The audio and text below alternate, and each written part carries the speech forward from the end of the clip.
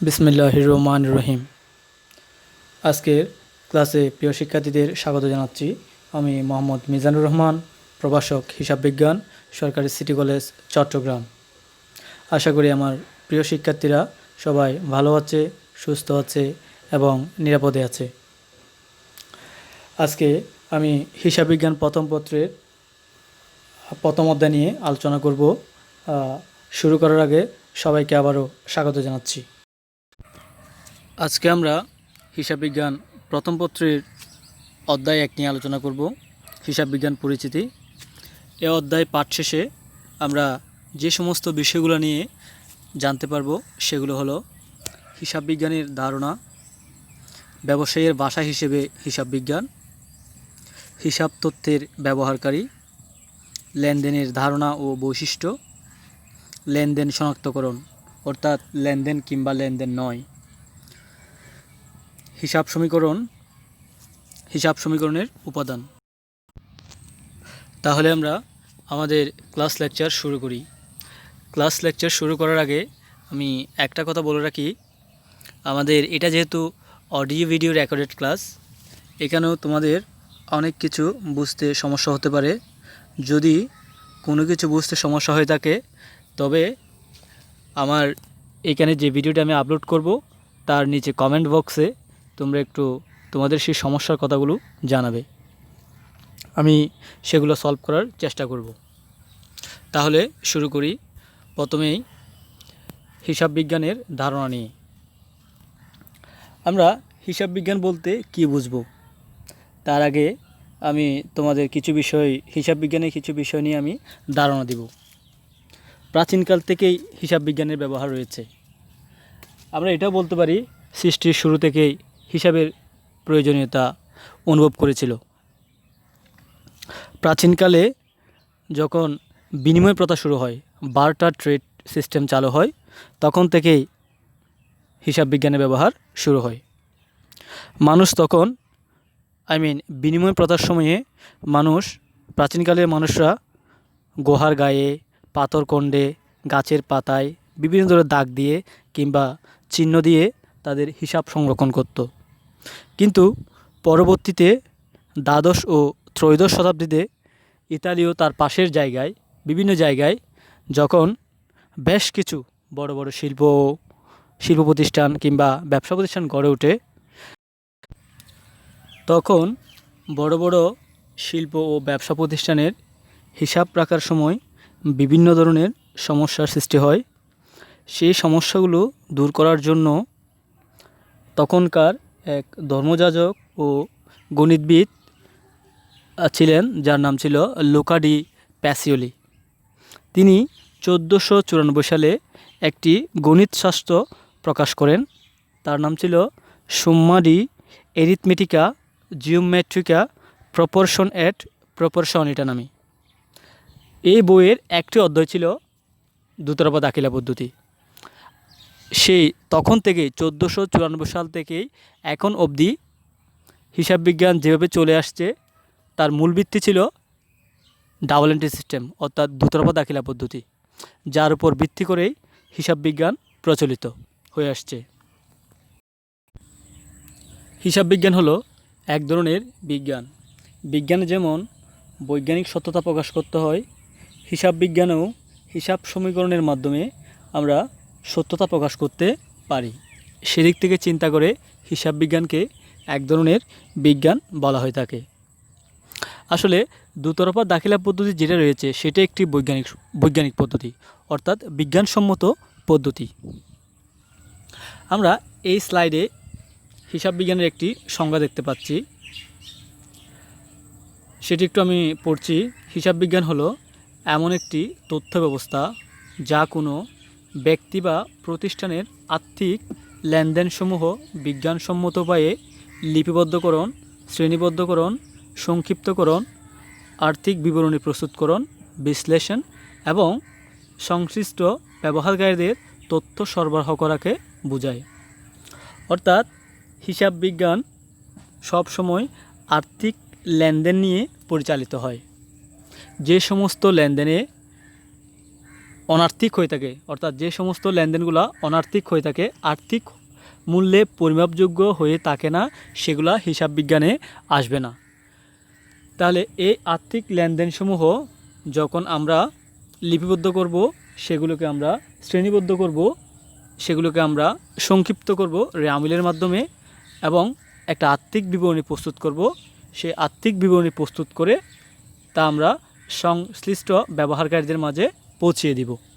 সেই পুরো কাজটাকে আমরা বলবো হিসাব বিজ্ঞান। প্রিয় শিক্ষার্থীরা, আমরা এই স্লাইডে ব্যবসায়ের ভাষা হিসেবে হিসাব বিজ্ঞান নিয়ে আলোচনা করব। প্রথমে আমাদের জানতে হবে ভাষা কী। ভাষা হচ্ছে মানুষের মনের ভাব প্রকাশের জন্য কিছু চিহ্ন, প্রতীক বা শব্দের সমষ্টি।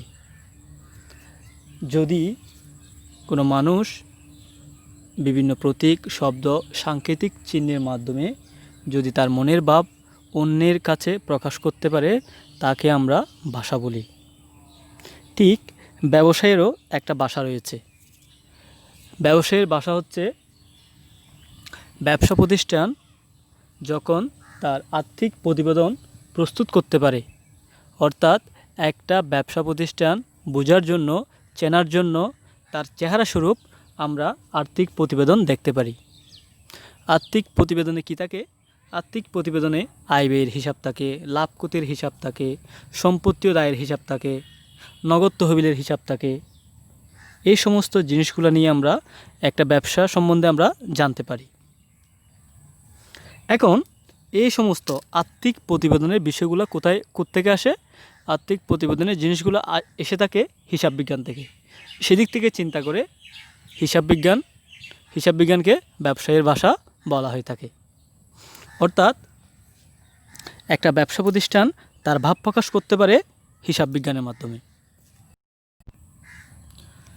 প্রিয় শিক্ষার্থীরা, আমরা একটু আগেই জেনেছি হিসাব বিজ্ঞান কী। সেখানে আমরা জেনেছিলাম হিসাব বিজ্ঞান হচ্ছে একটি তথ্য ব্যবস্থা, অর্থাৎ হিসাব বিজ্ঞান হলো তথ্যের সমষ্টি।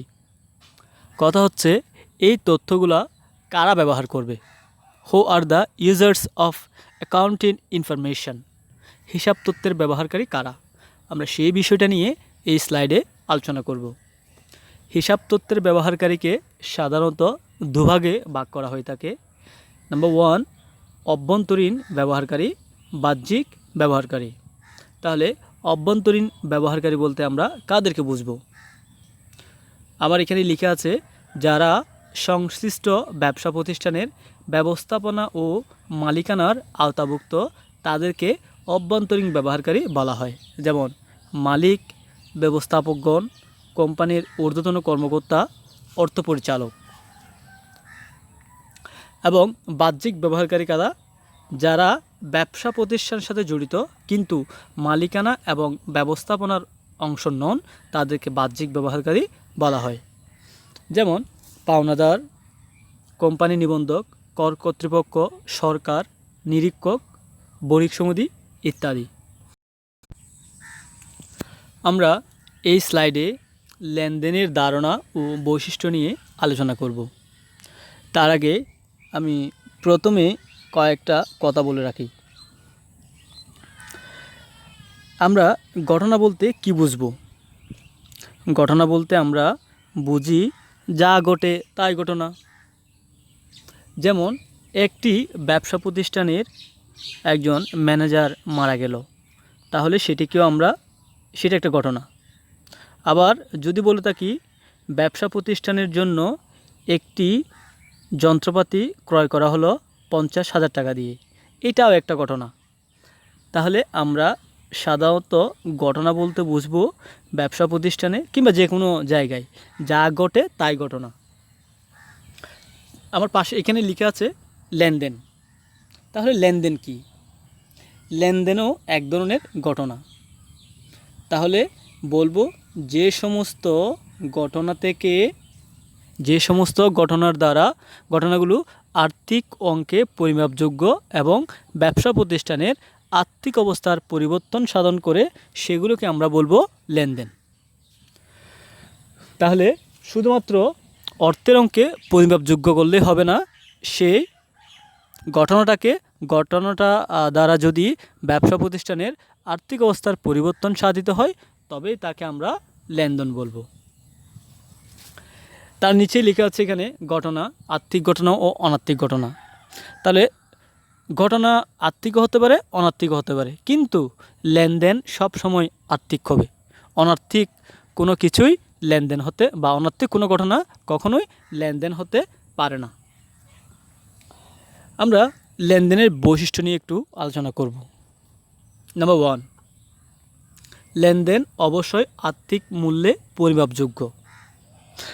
তাহলে একটু আগেই বললাম আমি, লেনদেন হচ্ছে সব সময় আর্থিক ঘটনা। যেমন যদি কোনো ঘটনাকে টাকা দিয়ে পরিমাপ করা না যায়, অর্থ দিয়ে পরিমাপ করা না যায়, তবে তাকে লেনদেন বলা যাবে না। যেমন বললাম আমি, ম্যানেজার মারা গেল। হ্যাঁ, ম্যানেজার মারা গিয়েছে, তার কারণে ব্যবসায়ীর অনেক ক্ষতি হবে। ভালো একজন ম্যানেজার মারা গেলে ব্যবসায়ীর অনেক ক্ষতি হয়, কিন্তু সেটা টাকায় পরিমাপযোগ্য নয়। তাই সেটি ঘটনা হতে পারে, কিন্তু কি নয়, লেনদেন নয়। আবার আমি যদি বলি, কারখানার জন্য কিংবা ব্যবসা প্রতিষ্ঠানের জন্য 50,000 টাকা দিয়ে একটি যন্ত্রপাতি ক্রয় করা হলো, তাহলে সেটি কী হবে, লেনদেন হবে। কেন লেনদেন হবে? কারণ ওই ঘটনাটিকে অর্থ দিয়ে পরিমাপ করা যাচ্ছে।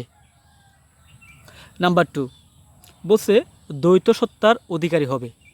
দ্বৈত সত্তা মানে কি? এখানে আসলে দুটি পক্ষ থাকবে, একটি পক্ষ সুবিধা দিবে আর একটি পক্ষ সুবিধা নিবে। যদি আমি বলি আমার ব্যবসা প্রতিষ্ঠান পাওনাদার করিমকে 5,000 টাকা পরিশোধ করলো, তাহলে পাওনাদারকে পরিশোধ করতে গেলে ব্যবসা প্রতিষ্ঠান থেকে 5,000 টাকা কমে গেছে, তাহলে ব্যবসা প্রতিষ্ঠান সুবিধা দিয়েছে, সুবিধা গ্রহণ করেছে কে? করিম। যেহেতু পাওনাদার করিমকে টাকাটি প্রদান করা হলো, তাহলে একজন হবে গ্রহণকারী, একজন হবে প্রদানকারী। তাহলে এই ধরনের একটি লেনদেন হওয়ার জন্য, একটি ঘটনা লেনদেন হওয়ার জন্য অবশ্যই দুটি পক্ষ থাকবে। লেনদেনের ফলে ব্যবসায়ের আর্থিক অবস্থার অবশ্যই পরিবর্তন হবে। ব্যবসায়ের আর্থিক অবস্থার অবশ্যই পরিবর্তন যদি না হয়, তাকে আমরা লেনদেন বলতে পারবো না। যেমন আমি একটু আগে বললাম, পাওনাদার করিমকে 5,000 টাকা পরিশোধ করা হলো। এই 5,000 টাকা পরিশোধ করার ফলে আমার ব্যবসা প্রতিষ্ঠানের নগদত্ব 5,000 টাকা কমে গেছে, তাহলে আমার সম্পত্তি 5,000 টাকা কমে গিয়েছে। আবার যেহেতু আমার পাওনাদার করিম, তাকে আমি 5,000 টাকা পরিশোধ করে ফেলেছি, সে কারণে সে আমার পাওনাদার, দায় কমে যাবে 5,000 টাকা। তাহলে এই এই ঘটনা দ্বারা, আর্থিক একটা ঘটনা দ্বারা আমার ব্যবসা প্রতিষ্ঠানের আর্থিক অবস্থার পরিবর্তন হয়েছে, তাই ওই ঘটনাকেও আমরা কি বলতে পারি, লেনদেন বলতে পারি। 4 নাম্বার, স্বয়ংসম্পূর্ণ ও স্বতন্ত্র। কিছু ঘটনা আছে আসলে একই ব্যক্তির সাথে সম্পাদিত হয়, যদিও একই ব্যক্তির সাথে সম্পাদিত হলেও আমরা সময়ের উপর ভিত্তি করে প্রত্যেকটা লেনদেনকে একটি আরেকটি হতে আলাদা করে ভাবব। যেমন আমরা ধরে নিই 1 তারিখ, আজকে কর্মীর কাছ থেকে আমি বাকিতে পণ্য কিনলাম 10,000 টাকা। আগামীকাল যেহেতু আমি করিমের কাছ থেকে 10,000 টাকার মালামাল বাকিতে কিনেছি, আমি আগামীকাল তাকে 7,000 টাকা পরিশোধ করে দিব। তাহলে আজকে বাকিতে ক্রয় করেছি, সেটি একটি লেনদেন। আবার আগামীকাল 7,000 টাকা করিমকে আমি পরিশোধ করব, সেটি আরেকটি লেনদেন। একটির সাথে এখানে একটিকে মিলানো যাবে না। দুটি লেনদেনই স্বয়ংসম্পূর্ণ এবং আলাদা। 5 নাম্বার বৈশিষ্ট্য, সেটা হচ্ছে দৃশ্যমানতা ও অদৃশ্যমানতা। লেনদেন সবসময় দৃশ্যমান হবে তা নয়, অদৃশ্যমান লেনদেনও হতে পারে।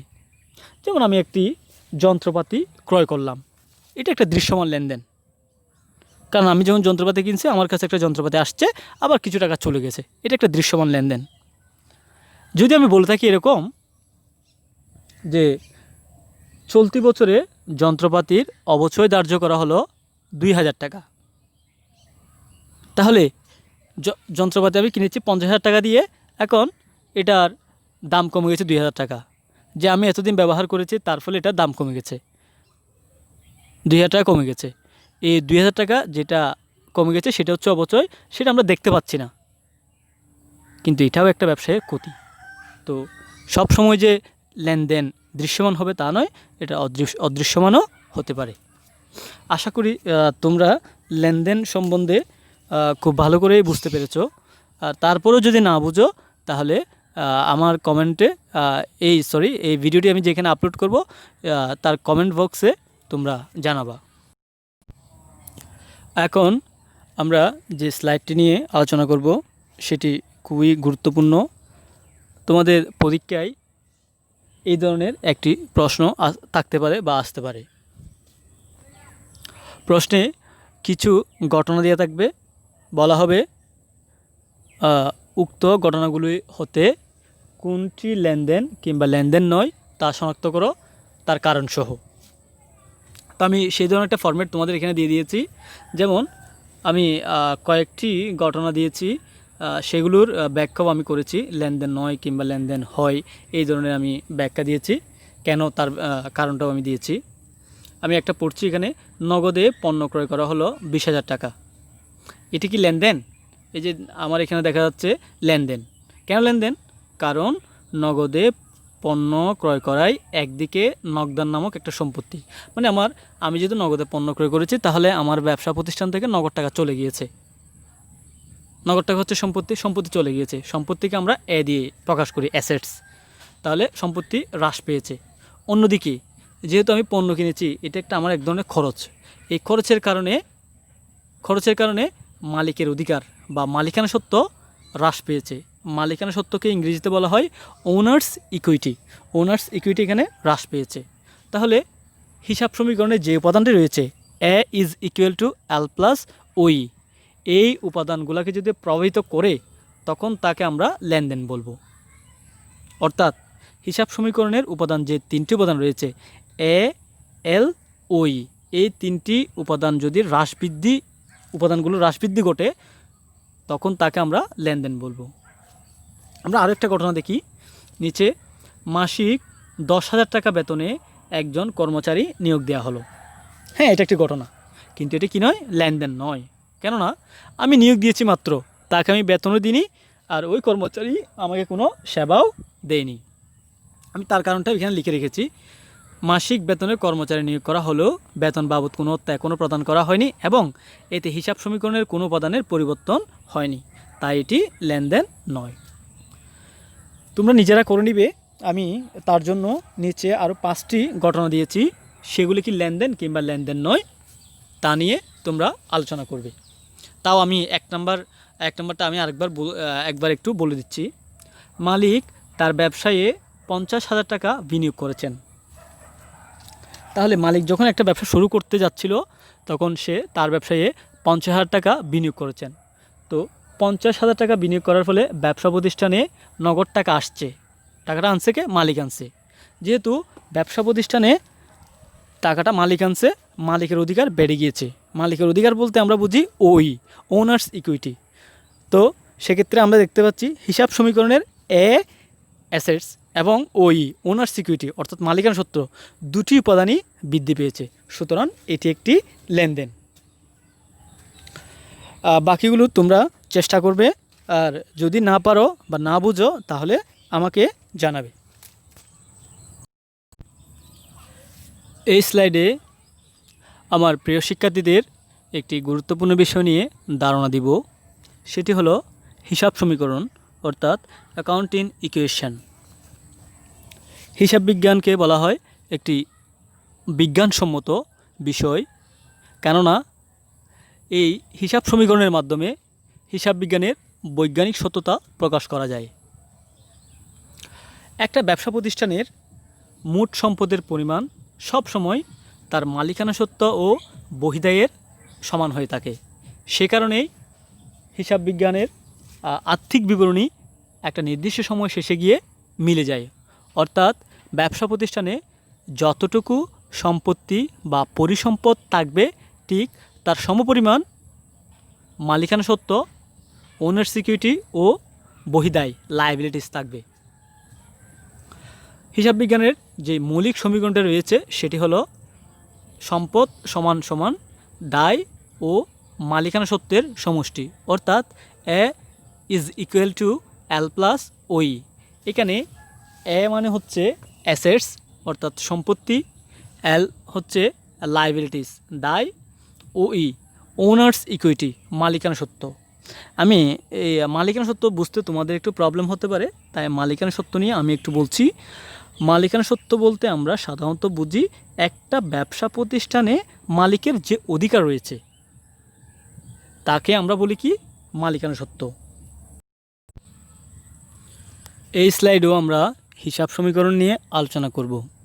আগের স্লাইডে আমরা যেটা দেখেছি সেটাও ছিল হিসাব সমীকরণ A is equal to L plus OE. তো এই সমীকরণটাকে মৌলিক সমীকরণটাকে আমরা সম্প্রসারিত করে এক্সপান্ডেড ইকুয়েশন আকারে দেখাতে পারি। সেটার সম্প্রসারিত রূপ হলো A is equal to L plus C plus R oblique I, আরও হতে পারে সেটাকে আইও, একই কথা। আর মানে রেভিনিউ, আই মানে income, plus AC additional capital minus E, E মানে হচ্ছে এক্সপেন্স, মাইনাস ডি, ডি মানে হচ্ছে ড্রয়িংস উত্তোলন। আমি সেগুলোর ডেনোমিনেশন নিচে লিখে দিয়েছি। অ্যাসেটস সমান সমান সম্পদ, এল লাইবিলিটিস দায়, সি হচ্ছে ক্যাপিটাল মূলধন, রেভিনিউ বা ইনকামকে আমরা আয় বলি। এসি সেটা হচ্ছে অ্যাডিশনাল ক্যাপিটাল বা অতিরিক্ত মূলধন, ইতে এক্সপেন্স ব্যয় খরচ, ডি মানে হচ্ছে ড্রয়িংস উত্তোলন। তাহলে আমরা হিসাব সমীকরণের মৌলিক এবং সম্প্রসারিত রূপ দুটোই দেখলাম। আগের স্লাইডগুলোতে আমরা হিসাব সমীকরণ নিয়ে জেনে এসেছি। এখন হিসাব সমীকরণে যে সমস্ত উপাদানগুলো ছিল সেগুলো নিয়ে আমরা একটু জানব। প্রথমেই তার আগে আমি আর একটু কথা বলি, হিসাব সমীকরণটা কীরকম ছিল। হিসাব সমীকরণ ছিল A is equal to L plus C plus R বা I plus AC minus E minus D, অর্থাৎ সম্পদ, দায়, মালিকানা সত্ত্ব অর্থাৎ মূলধন, আয়, ব্যয়, উত্তোলন, এগুলো ছিল হিসাব সমীকরণের উপাদান। এই উপাদানগুলো নিয়ে আমরা এখন আলোচনা করব। প্রথমে আমি যেটা নিয়ে আলোচনা করছি সেটা হলো সম্পত্তি, অ্যাসেটস। সম্পত্তি কি? সম্পত্তি হলো প্রতিষ্ঠানের মালিকানাধীন এবং কোনো বস্তু যা প্রতিষ্ঠানকে ভবিষ্যৎ সুবিধা প্রদান করবে বা করে থাকে। আমরা সম্পদ থেকে আমরা সুবিধা পেয়ে থাকি। সম্পদ সাধারণত ডেবিট ব্যালেন্স। আমরা জানি হিসাবের দুটো ব্যালেন্স থাকে, দুটো দিক থাকে, একটা হচ্ছে ডেবিট, একটা হচ্ছে ক্রেডিট। তাহলে সম্পদকে সবসময় ডেবিটের হিসেবে প্রকাশ করা হয়ে থাকে। আমি কিছু সম্পত্তির নাম নিচে লিখে দিয়েছি। সেগুলো হলো নগদ টাকা, ব্যাংকে জমা, দেনাদার, প্রাপ্য বিল, মজুত পণ্য, আসবাবপত্র, দালানকোঠা, সুনাম, প্যাটেন্ট, ট্রেডমার্ক, এগুলো সবগুলোই সম্পত্তি। এখান থেকে আমরা ভবিষ্যতে বিভিন্ন সুবিধা আদায় করতে পারি কিংবা সুবিধা পেয়ে থাকি। পরের স্লাইডে আমরা দেখতে পাচ্ছি দায়। দায় সাধারণত ক্রেডিট ব্যালেন্স, অর্থাৎ ব্যবসা প্রতিষ্ঠান যেমন কোনো কিছুর কাছ থেকে সুবিধা পেতে পারে সেগুলোকে আমরা সম্পত্তি বলতাম। আবার ব্যবসা প্রতিষ্ঠানের নিকট অনেকেই পাওনা থাকে, অনেক পক্ষ পাওনা থাকে, সেগুলোকে বলা হয় থাকে দায়। অর্থাৎ এখানে আমি লিখে দিয়েছি কোনো ব্যবসা প্রতিষ্ঠানের মালিকানাধীন সম্পদের উপর ওই প্রতিষ্ঠানের তৃতীয় পক্ষের দাবির সমষ্টিকে দায় বলা হয়ে থাকে। তাহলে আমরা দায় বলতে বুঝবো প্রতিষ্ঠানের সম্পদের উপর তৃতীয় পক্ষের যে অধিকার থাকে, যে দাবি থাকে, তাকে আমরা দায় বলবো। দায়গুলো হলো যেমন পাওনাদার, প্রদেয় বিল, বকেয়া ব্যয়, তারপর ব্যাংক জমাতিরিক্ত, ঋণপত্র, বন্ধকি ঋণ, এগুলোকে আমরা সাধারণত দায় বলে থাকি। দায় সবসময় ক্রেডিট ব্যালেন্স প্রকাশ করে থাকে। দায় যদি বাড়ে তাহলে ক্রেডিট হবে, আর দায় যদি কমে যায় তাহলে ডেবিট হবে।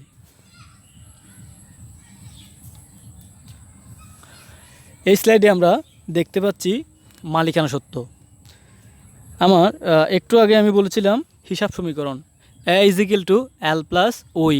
ওই মানে হচ্ছে ওনার্স ইকুইটি, অর্থাৎ মালিকানা সত্ত্ব বা মালিকের অধিকার। সম্পত্তির বিপরীতে মালিকের দাবিকে, অর্থাৎ সম্পত্তির মধ্যে যদি তৃতীয় পক্ষের দাবি থাকে তাকে আমরা দায় বলে থাকি, আর সম্পত্তির মধ্যে যদি মালিকের যে দাবি তাকে আমরা বলি মালিকানা সত্ত্ব। মালিকানা সত্ত্ব এক ধরনের দায়, সেটাকে বলা হয়ে থাকে অন্তদায়। এই অন্তদায়ও কিংবা মালিকানা সত্ত্ব ক্রেডিট ব্যালেন্স প্রকাশ করে। মালিকানা সত্ত্ব যদি বেড়ে যায় তাহলে ক্রেডিট হবে, আর যদি মালিকানা সত্ত্ব কমে যায় তাহলে ডেবিট হবে। ব্যবসা প্রতিষ্ঠানে যে আয় সংগঠিত হয়, আয়ের কারণে মালিকানা সত্ত্ব বেড়ে যায়, আর ব্যবসা প্রতিষ্ঠানে যে ব্যয় সংগঠিত হয় বা খরচ সংগঠিত হয় তার কারণে মালিকানা সত্ত্ব কমে যায়।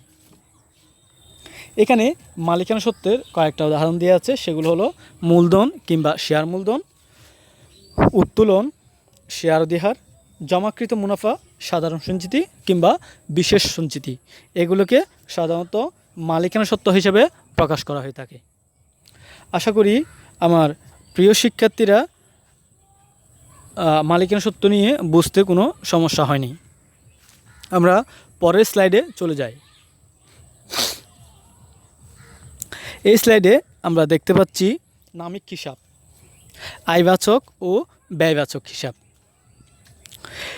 হিসাবের যে শ্রেণীবিভাগ রয়েছে তার মধ্যে সনাতন পদ্ধতিতে আমরা এক ধরনের শ্রেণী বিভাগ জেনে থাকি, সেটি হলো নামিক হিসাব। নামিক হিসাবকে আধুনিক পদ্ধতিতে দুভাগে ভাগ করা হয়েছে, সেটি হলো একটি হলো আয়বাচক, অপরটি হলো ব্যয়বাচক হিসাব। তাহলে ব্যবসা প্রতিষ্ঠানে যে আয়গুলো সংগঠিত হয়ে থাকে সেগুলো আমি কয়েকটা এখানে বলছি। যেমন বিক্রয় হিসাব, আমি যখন পণ্য বিক্রি করি তাহলে আমার ইনকাম হয়, আয় হয়ে থাকে, তো সেটা হচ্ছে আয়বাচক হিসাব। প্রাপ্ত ভাড়া, যদি আমি আমার প্রতিষ্ঠানের কোনো অংশ বা কিছু আমি ভাড়া দিয়ে থাকি, সেখান থেকে আমি যে টাকাটা পাই তাকে বলা হয় প্রাপ্ত ভাড়া। সুদ আয়, আমি সুদ বাবদ অনেক টাকা আয় করতে পারি। প্রাপ্ত কমিশন, প্রাপ্ত বাট্টা, বিনিয়োগের সুদ ইত্যাদি। ব্যয়বাচক হিসাব, ব্যবসা প্রতিষ্ঠান পরিচালনার জন্য আমাদের প্রতিনিয়ত অনেক কিছুই ব্যয় সংগঠিত হয়, অনেক খরচ সংগঠিত হয়, সেগুলোকে আমরা ব্যয়বাচক হিসাব বলে থাকি। সেগুলো হলো ক্রয় হিসাব, পরিবহন ব্যয় হিসাব, বিক্রয় পরিবহন, বেতন হিসাব, মজুরি হিসাব বা বিজ্ঞাপন হিসাব বা অনাদায়ী পাওনা হিসাব। এই ধরনের অনেক খরচ আমাদের সংগঠিত হয়, সবগুলোকে আমরা বলবো ব্যয়বাচক হিসাব। এখন একটা কথা বলে রাখি, যেটা আমি আগেও বলেছি আবারও বলছি, ব্যয়বাচক হিসাবের কারণে আমাদের মালিকানা সত্ত্ব ওই কমে যায়, এবং আয়বাচক হিসাবের কারণে আমার মালিকানা সত্ত্ব বেড়ে যায়। হ্যাঁ, নামিক হিসাবের ব্যয়বাচক হিসাব দ্বারা ডেবিট ব্যালেন্স প্রকাশ করে, আর আয়বাচক হিসাব দ্বারা ক্রেডিট ব্যালেন্স প্রকাশ করে। আমার প্রিয় শিক্ষার্থীরা, আশা করি ক্লাসটি বুঝতে পেরেছে। যদিও তোমাদের বুঝতে কোনো সমস্যা হয়ে থাকে তবে কমেন্টে আমাকে জানাবা, আমি সর্বোচ্চ চেষ্টা করব তোমাদেরকে যদি যে বিষয়গুলো বুঝো না সেগুলো বুঝিয়ে দেওয়ার।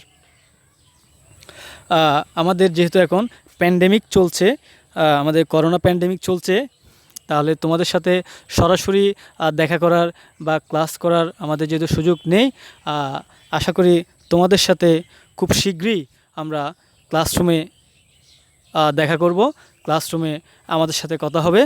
তার আগ পর্যন্ত আমার প্রিয় শিক্ষার্থীরা সবাই খুব ভালো থাকবে, সুস্থ থাকবে এবং নিরাপদে থাকবে, সেই কামনায়।